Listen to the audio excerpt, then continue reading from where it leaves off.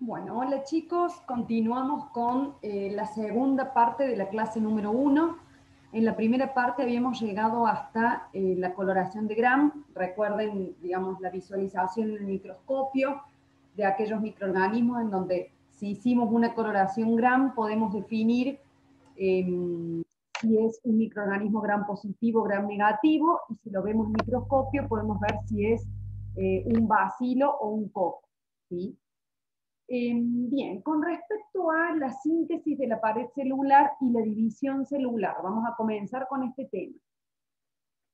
Ya lo habíamos mencionado antes, pero las bacterias se dividen mediante fisión binaria. Este proceso de fisión binaria necesita o requiere la síntesis de pared celular.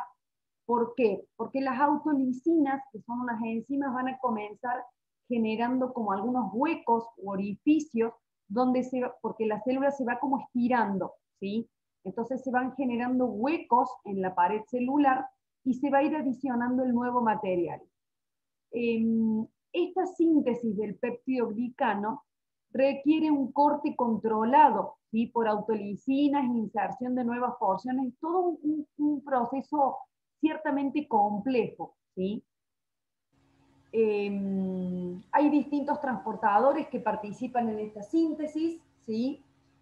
Y a su vez la transpeptidación se le denomina al proceso de, digamos, de formación de las uniones peptídicas. Entonces tenemos la célula que se va estirando, las autolisinas que van generando los orificios, ¿sí? A su vez hay transportadores que van a ir recogiendo y llevando las unidades precursoras a su lugar, y el proceso de transpeptidación, que es importantísimo porque es donde se forman las uniones peptídicas que yo les comentaba, como esos entrecruzamientos en la pared. ¿Por qué digo que es importante este punto? Porque hay algunos antibióticos, como por ejemplo la penicilina, que lo que hacen es justamente inhibir el proceso de transpeptidación.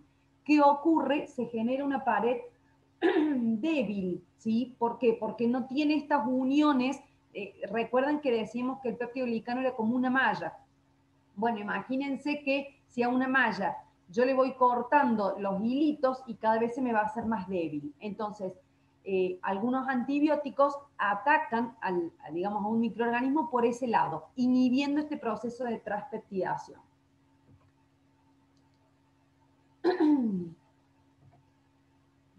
Si puedo pasar. Ay, uy, se me pasó una más. Ahí estamos. Con respecto a la estructura del ADN, ¿sí? El ADN está formado, el ADN es el ácido desoxirribonucleico, ¿sí? ¿Qué son estos ácidos nucleicos? Son macromoléculas que están, digamos, se las llama macromoléculas porque están formadas por un gran número de nucleótidos. ¿Qué son los nucleótidos? Es como que lo estamos analizando desde afuera hacia adentro. El ADN está formado por el ácido nucleótico, ¿sí? Estos ácidos son macromoléculas formadas por gran número de nucleótidos. Los nucleótidos están formados por una base nitrogenada, ¿sí? Que puede ser una purina o una pirimidina, ¿sí? Un sacárido, ¿sí? Y eso forma el nucleósido. Y cuando ese nucleósido se le adiciona el ácido fosfórico, estamos en presencia del nucleótido, ¿sí? Es importante que tengan en cuenta que el ADN es indispensable y va a dirigir la biosíntesis de todo el material de la célula, porque el ADN es quien va a dirigir toda la producción, digamos, del material requerido para la duplicación. Bueno, acá yo se los muestro químicamente, como yo les digo, no se vuelvan locos, que nadie les va a preguntar este tipo de estructuras, simplemente se las presento. Estas son las bases púricas o purinas, hablamos de adenina y guanina, ¿sí? Y las pirimidinas son citosina, timina y uracila. A su vez, fíjense que acá tenemos el nucleótido ya formado, Y acá tenemos el ADN. ¿Cómo se forma el ADN? El ADN es una doble hélice, ¿sí? ¿Por qué es doble hélice? A ver, puede haber ADN que no sea doble hélice, pero cuando el ADN se presenta como doble hélice, significa que tenemos una doble cadena. En este caso, una sería esta así como roja y la otra la azul, ¿sí? Y esas cadenas están unidas por las bases, ¿sí? Que pueden ser, ahí están de colores, pueden ser adeninas, pueden ser timinas, pueden ser, estamos de acuerdo, digamos, a cada estructura, a cada base que pueda haber, ¿sí? Sí es algo importante que siempre las adeninas, ¿sí? Fíjense que siempre se van a unir con las timinas, ¿sí? Fíjense que siempre que tenemos un amarillo, del otro lado se une con uno verde. Y lo mismo pasa con la citosina y la guanina. Se unen entre sí como si fuera un rompecabezas. Y eso, digamos, eso constituye la doble hélice. Por eso se le llama cadenas complementarias, ¿sí? Porque del otro lado no hay cualquier cosa. Si de este lado hay una adenina, del otro lado va a haber una timina, ¿sí? Son complementarias y antiparalelas, ¿sí? Porque las terminaciones son inversas. Bueno, acá se los muestro un poco. Fíjense que cuando me refiero a las terminaciones inversas, tiene que ver en la ubicación del fosfato, si está en el extremo 5 o en el extremo 3 del anillo, ¿sí? Bien, con respecto a aquellos microorganismos u organismos que son eucariotas, sabemos que presentan un núcleo, ¿sí? Y el ADN está formado, además de haber ADN, tenemos proteínas, y a partir de esas proteínas, se forman los cromosomas. Cuando hablamos de cromosomas, también hablamos de información genética, pero el cromosoma está formado por ADN y proteínas que van a hacer que ese ADN va a evitar la repulsión entre esas cadenas de ADN. En el caso de los procariotas, nos vamos a encontrar con el nucleoide, ¿sí? El ADN se encuentra desnudo, ¿sí? ¿A qué nos referimos con un ADN desnudo? Que no tiene proteínas o tiene muy pocas, ¿sí? Y esto es lo que se denomina un cromosoma procariótico. Por eso, en la clase pasada yo les comentaba que en general los procariotas tienen un cromosoma, ¿sí? La molécula de ADN es circular, ¿sí? En general, y puede encontrarse súper enrollada o no. En algunos casos tenemos ADN circular abierto, como digamos, sin enrollarse, ¿sí? Y en este caso tenemos un ADN súper enrollado. En el caso de los plásmidos, el ADN que es extracromosomal se puede, circula y se duplica de manera independiente, ¿sí? Estos plásmidos son como porciones de ADN que no están dentro del nucleoide, por eso se le llama extracromosomal, ¿sí? Que está aparte, no digo del núcleo porque los procariotas no tienen núcleo, pero no están formando parte del nucleoide, ¿sí? Sino que los plásmidos contienen información, muchas veces contienen genes que codifican para la resistencia de antibióticos y demás. Y este plásmido se puede transferir de una bacteria a otra. Y de esa manera, estos microorganismos van a ir transfiriendo esa característica, por ejemplo, de resistencia, ¿sí? ¿De qué manera puede ocurrir el intercambio genético en bacterias? Hay fundamentalmente tres mecanismos. En el caso de la conjugación, hablamos de la transferencia de material genético entre una célula que es donadora y una receptora, ¿sí? A través de un contacto directo. Puede ser, digamos, contacto directo de las bacterias o una conexión que las una, ¿sí? Pero el intercambio es de bacteria a bacteria o de célula a célula, ¿sí?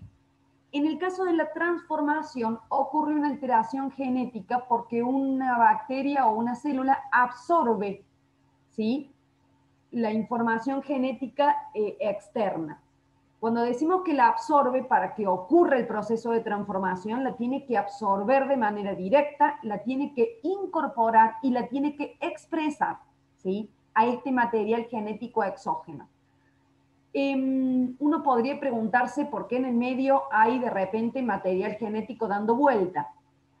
Este material genético se encuentra en el ambiente. Ya vamos a ver un poquito más adelante qué pasa cuando una bacteria se muere. Cuando una bacteria se muere, se puede desintegrar y parte del material genético puede quedar en el medio. Entonces, ese material genético puede ser absorbido por otro microorganismo.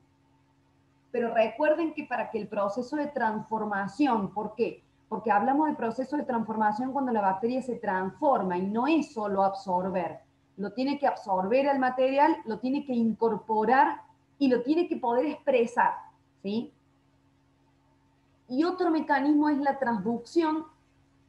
Este proceso se lleva a cabo mediante la acción de los virus. El ADN es transferido desde una bacteria a otra, pero ¿cómo se transfiere? Lo lleva un virus, ¿sí?, a través de distintos procesos. En general lo llamamos transducción, pero esta parte la vamos a ver puntualmente hacia el final de la materia cuando veamos el mecanismo de acción que tienen los virus, ¿sí? Con respecto,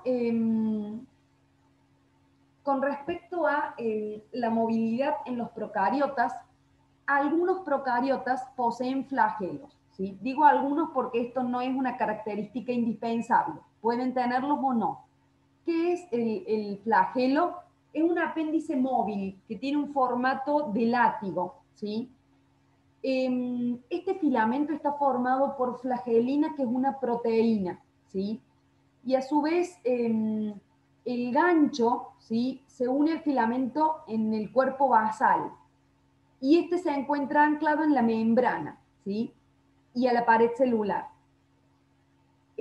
Yo no voy a entrar en detalles, acá se los muestro, es bastante complejo, pero existen toda una serie de proteínas, las proteínas MOD que producen la rotación, las proteínas FLI que van, digamos, que van organizando la rotación y demás mediante señales intracelulares. Hay toda una, digamos, una gran cantidad, a su vez, dentro de las proteínas MOD hay varias, dentro de las proteínas FLI hay varias, entonces todo esto constituye un sistema de, digamos, que se va a manejar a través de señales químicas y esto genera o produce el movimiento del flagelo. Para que ustedes tengan en cuenta, ya vamos a ver en un ratito las taxias, pero cuando un microorganismo decide por alguna razón movilizarse, se ponen en movimiento todas estas estructuras y el flagelo va a rotar y va a deslizar el microorganismo hacia un determinado sentido. Cuando yo digo que el microorganismo decide, ¿sí?, ¿por qué decide? Bueno, ya vamos a ver que todo tiene que ver con señales químicas, ¿sí? Y ya vamos a ver por qué un microorganismo decide moverse. El crecimiento es desde la punta, ¿sí? Hay una regeneración de este flagelo. Si se lo corta, vuelve a crecer, ¿sí? Bueno, y la energía que se requiere para la rotación está dada por la fuerza motriz, en general la fuerza generada por un gradiente de protones. Entonces, a partir de un gradiente de protones, esto va a entregar energía y esa energía va a ser utilizada para todo el mecanismo de movimiento flagelar.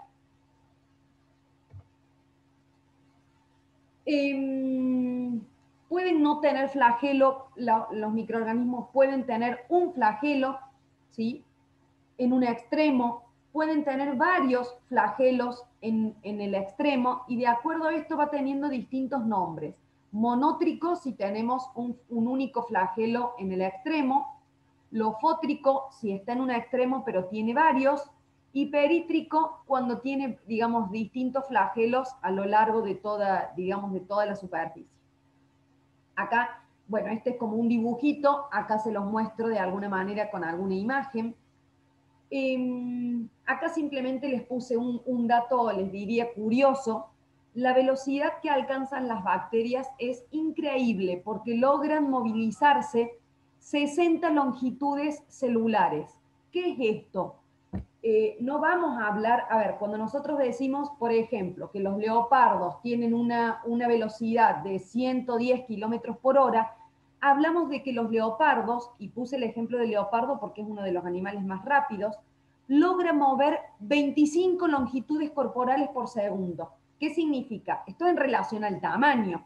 El leopardo logra movilizar 25 veces su cuerpo en un segundo. Y en el caso de las bacterias, lo hacen 60 veces. Obviamente, 60 veces la longitud de su cuerpo, de su estructura, ¿sí? Por segundo. Quiere decir que son muchísimo más rápidos, ¿se entiende? Si lo hacemos de manera comparativa, teniendo en cuenta el tamaño que tiene el organismo. Para que tengan una idea, esto sería como que en promedio, ¿sí? Los humanos que tenemos, bueno, en promedio 1,70 m, en realidad yo no lo alcanzo al 1,70 m y me falta bastante, pero si pensamos en una persona de 1,70 m, esa persona se tendría que desplazar 100 metros por segundo, para que vean la rapidez que tienen estos microorganismos, ¿sí? Bien, con respecto a la movilidad en eucariotas, no lo vamos a ver demasiado, pero en el caso de los eucariotas tienen flagelos que tienen otra estructura, ¿sí? Son más largos, están compuestos, digamos, por microtúbulos, y los microtúbulos van a hacer, digamos, son los que van a generar el sostén y el movimiento. El tipo de movimiento es de serpenteo. Recién yo les comentaba en el caso de los procariotas que en realidad ese flagelo rota. En el caso de los eucariotas es más bien un movimiento de serpenteo. Y en el caso de los eucariotas, la energía para el deslizamiento de estos microtúbulos es suministrada por el ATP. En el caso de los cilios, son similares, pero son más cortos y son numerosos. Y en el caso de los cilios es todo un funcionamiento muy particular, porque es todo un funcionamiento sincronizado, es decir, todos los cilios se tienen que mover de manera sincronizada para poder lograr el desplazamiento del microorganismo. Con respecto a la quimiotaxis y a la fototaxis, bueno, un poco cuál es el objetivo de toda esta maquinaria de movilidad que acabamos de ver. Justamente es poder responder en sentido positivo o negativo a distintos gradientes físico-químicos. Cuando hablamos de movimientos dirigidos, hablamos de las taxias. Esto es lo que yo les decía recién, el microorganismo decide moverse. Bueno, ¿y por qué se mueve? Se va a mover, digamos, como respuesta a señales químicas. Si hablamos de quimiotaxis, cuando hablamos de quimiotaxis, hablamos de la presencia de quimioreceptores que van a receptar o van a determinar señales químicas. Y estas señales químicas son las que van a movilizar toda la función flagelar, ¿sí?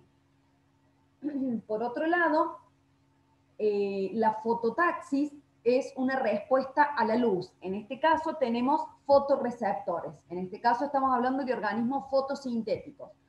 Habrán visto, referido por ejemplo a las plantas, que las hojas de las plantas siempre están mirando el sol.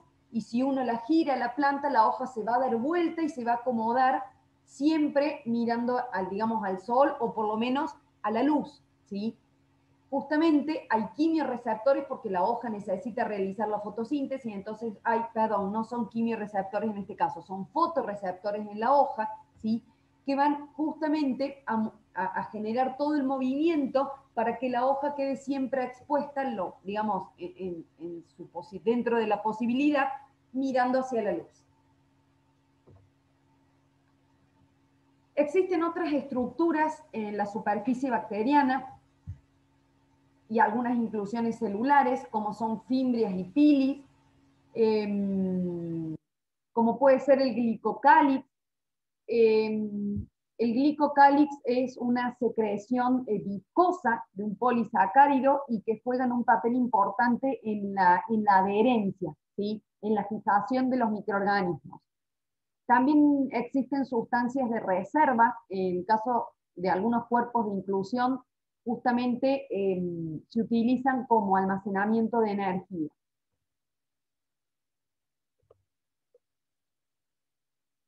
Con respecto a las endoesporas, ¿qué son estas endoesporas? Son células diferenciadas y son muy resistentes. Estas esporas son resistentes al calor, a la desecación, al ataque por ácidos o por desinfectantes químicos. Y la característica importante es que pueden permanecer en este estado latente por largos periodos de tiempo.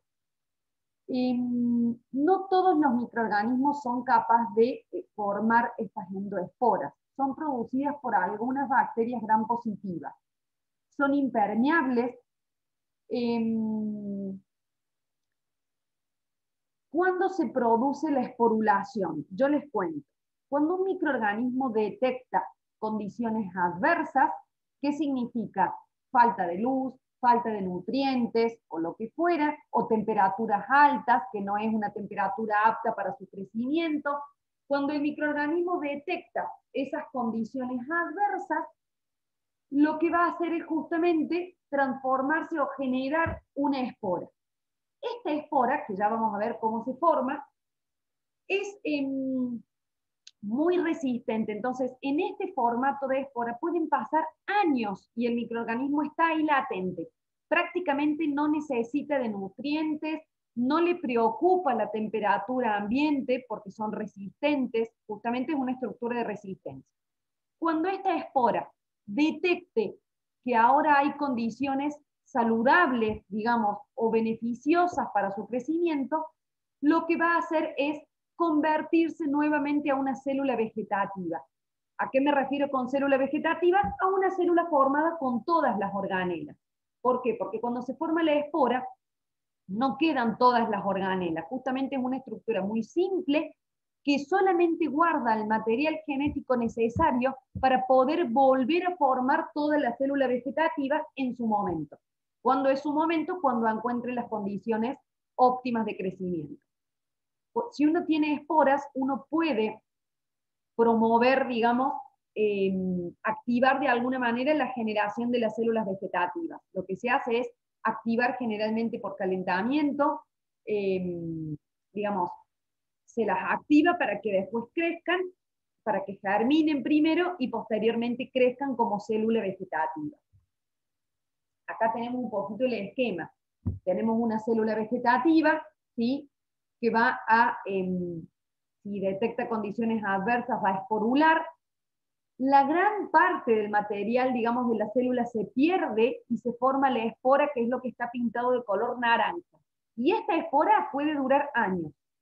Cuando esta espora de color naranja detecta buenas condiciones para su crecimiento, va a empezar a germinar, es decir, a generar nuevamente toda la célula vegetativa. Y finalmente tenemos, digamos, la misma célula, ¿sí? Con la misma información genética que teníamos antes de que se forme la espora. Bueno, otros orgánulos, en el caso de las células eucariotas, tenemos mitocondrias y cloroplastos. En estas mitocondrias es donde se produce la respiración y la fosforilación oxidativa, que es la formación de ATP, y lo vamos a ver en detalle un poquito más adelante. En el caso de los organismos eucariotas que realizan fotosíntesis, presentan cloroplastos que cumplen la misma función. Por supuesto, en el caso de las células eucariotas tenemos el núcleo, ¿sí? La información biológica se procesa en dos fases. Nos vamos a encontrar con la replicación del ADN, con la síntesis del ARN, que es la transcripción, y eso ocurre en el núcleo. Y el proceso de síntesis de las proteínas, que es la traducción, ocurre en el citoplasma. Vuelvo a repetir.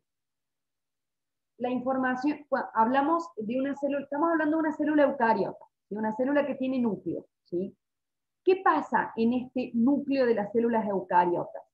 El ADN se replica, ya lo vamos a ver, se va duplicando, ya lo vamos a ver con una esquemita. Y a su vez, el ADN va a sintetizar, va a generar la transcripción. ¿Qué es la transcripción? Pasar toda la información a un ARN. Esto ocurre en el núcleo. Posterior a esto, se traduce la información para la producción o la síntesis de proteínas. Esta fase ocurre en el citoplasma, ¿sí? Durante la división celular, después de la duplicación de los cromosomas, el núcleo se va a dividir dando lugar a dos células hijas, que es el proceso de mitosis, y que ya lo vamos a ver en detalle. Esto es lo que les decía recién. El ADN, ¿sí?, se puede replicar. ¿Qué es la replicación? El ADN genera copias idénticas de sí mismo, ¿sí? Se copia y se va duplicando el ADN, ¿sí? Luego ocurre una transcripción. ¿Qué es la transcripción? En realidad lo que hace el ADN es generar copias de toda la información que tiene, pero la genera como ARN, ¿sí? Este ARN se le, digamos, se le suele, uno de los ARN que existen es el ARN mensajero, ¿sí? Esto ocurre en el núcleo. Ahora, este ARN, ¿por qué se le llama mensajero?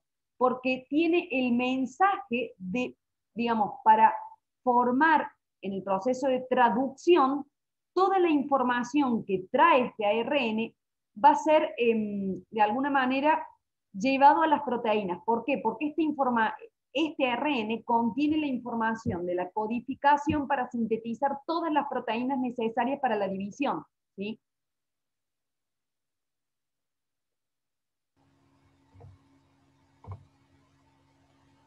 ¿Cómo ocurre la duplicación celular? ¿Sí? Todo esto, digamos, de la traducción y digamos, de la transcripción y todo, nos lleva a la división. Pero ahora vamos a ver qué pasa con la división en procariotas y en eucariotas. En procariotas ocurre a través de la fisión binaria y en eucariotas ocurre a través de un proceso denominado mitosis y de otro proceso denominado meiosis. Cuando hablamos de la división de procariotas,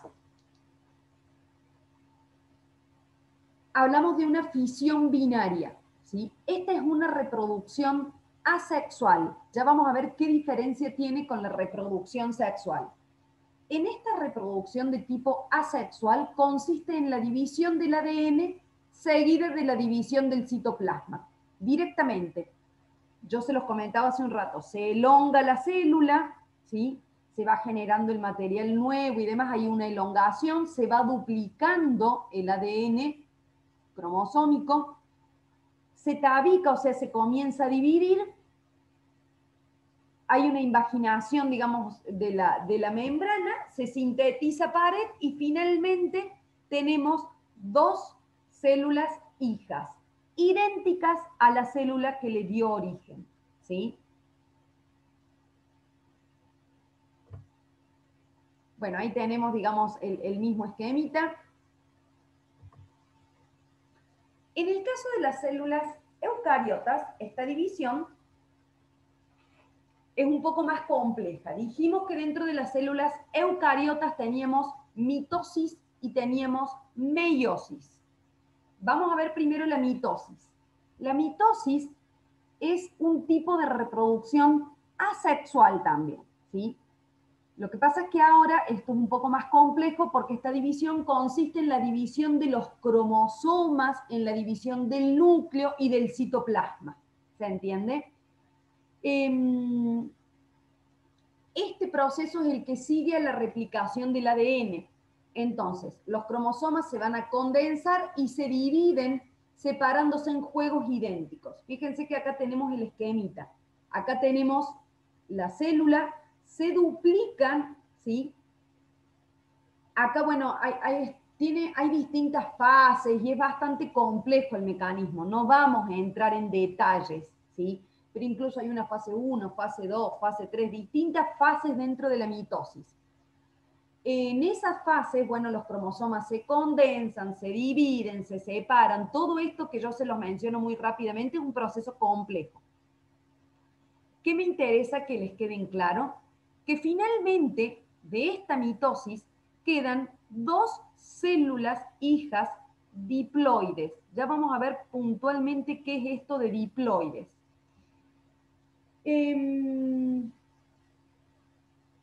Como resultado se van a generar hijas idénticas que tienen el mismo número de cromosomas y la misma información genética que la célula madre.